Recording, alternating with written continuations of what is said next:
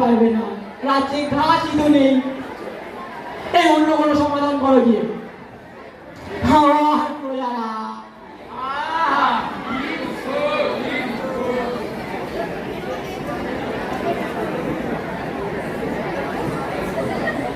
এই সেনাপতি সরব, এই যে রাজ্য দিছি বেলুনের পিছনে লুকাচ্ছ কি? আর কতদিন পরে রাখতে হবে এক্ষুনি বলো, বলো। আগে মহারাজ মারা গেছে। কি সমাধান? এই হচ্ছে বায়ুবতী বেলুন, সে তো দেখতেই পাচ্ছি। যার মাথায় 100% যুদ্ধ। কি বল? যুদ্ধ? এখন আমি যুদ্ধ লড়তে যাবো? না না মহারাজ, যুদ্ধ যুদ্ধ। ও 100% সুদ। আমি তো ভাবলাম কি যুদ্ধ, কতদিন যুদ্ধ যুদ্ধ খেলিনি, আবার সেনাপতি তার করতো। কি বলো? আচ্ছা বলো। এতে চলো আপনার জন্য। আচ্ছা দাও দেখি।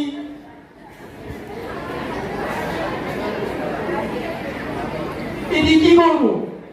আপনি ব্যবহার করলে এর বায়ু কোনোদিন ঘোরাবে না। তাই না? দাওয়ান, আমার শুলটা দাও।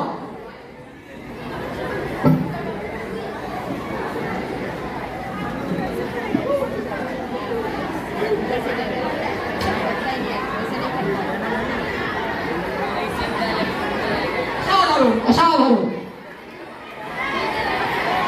কি বেরু, তুমি যে বললে ফাটবে না, তোমাকে আজকে আমি শুনিতে শোনাবো। ক্ষমা করবেন মহারাজ। কি ক্ষমা করবো? আমার রাজ্যে কি হবে? ও আবার বিরোধ আছে। আচ্ছা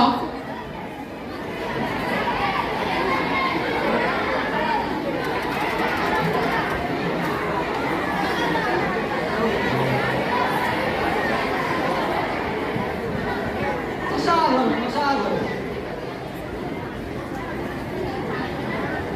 আপনি ব্যবহার করলে এগুলো কোনোদিন পারবে না, সে তো দেখলামই।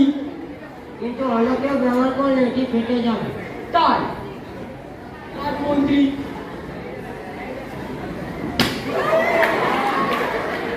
বাহ, খুব সুন্দর খুব সুন্দর। তোমার জায়গায় এসে বসো।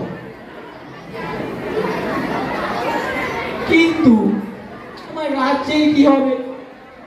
ওরা কি শুদ্ধ বায়ু পাবে না? এই অন্য কোনো ব্যবস্থা করবে তোমরা? প্রজারা কি দুঃখ কি দুঃখ।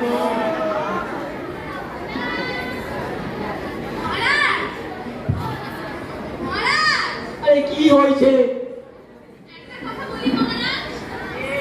এই চুপ চুপ চুপ চুপ। এই ঢের হয়েছে তোমাদের বকানি। চুপ করো সবাই, নিজের কাজ করো। তুমি বলো দারোয়ান, আমি শুনছি। আমার কথায় কোনো কিছু ভুল হলে আমাকে ক্ষমা করে দেবেন মহারাজ, ঠিক আছে? আচ্ছা। কিন্তু ম্যাজিকের দ্বারা শুধু মানুষের মনোরঞ্জন করা যায়, মানুষকে বাঁচানো বা পরিবেশকে বাঁচানো যায় না। মানুষকে বাঁচতে দরকার হয় জল, অক্সিজেন, খাদ্য এবং দূষণমুক্ত পরিবেশ। কিন্তু এগুলো তো আমরা পাই না। কিন্তু এগুলো আমাদের কে দেয়? মহারাজ